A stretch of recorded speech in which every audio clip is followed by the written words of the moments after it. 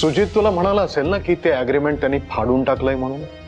नाही, त्यांनी ते अग्रीमेंट फाडलेलं नाहीये. ते अग्रीमेंट माझ्याकडेच आहे.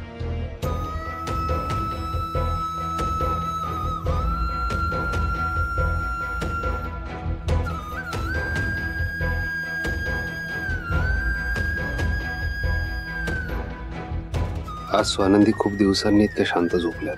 त्यांनी आईचं ऐकलंय, जेवल्या, परिस्थिती समजून घेतली, हे खूप महत्वाचं आहे.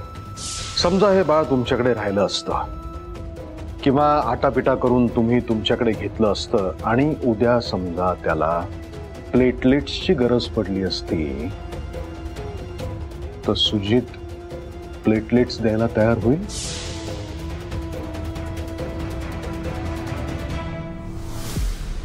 मग काय ठरवलं तुम्ही? मी खरंच त्यांना जायला सांगू? अहो तुम्हीच म्हणालात ना तनु एवढी समजूतदार आहे. मग एवढ्या समजूतदार मुलीला घरातलं घालवून देणं बरं दिसतं का? ते पण इतक्या रात्री. मी बोलले तर वाईट दिसतं, पण ज्यांना घरात हकलून लावायला पाहिजे ते तर घरातच आहेत, आपल्या नातवाला धोका बनून. आणि माझ्या मैत्रिणीच्या मुलीला काही दोष नसताना घरातनं जायला सांगताय तुम्ही. काय हो तुम्ही इतके मुरलेले राजकारणी, त्या गावावरून आलेल्या स्वानंदीला घालवून नाही टाकू शकत तुम्ही? ती तुम्हाला झुलवतीये आणि तुम्ही झुलताय. जोवर ती इथे आहे ना तोवर माझ्या नातवाला सतत धोका असेल. ती पळवून नेईल आपल्या नातवाला.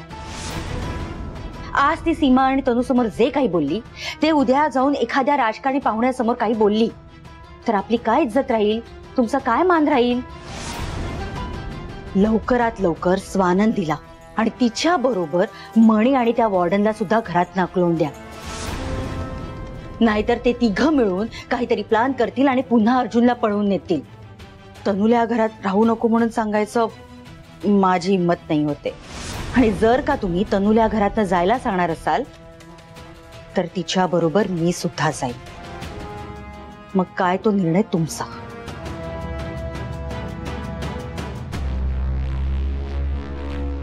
तनु तू इथे? ते काकांनी बोलवलं. हो, मीच बोलावलंय तिला. ये तनिषा.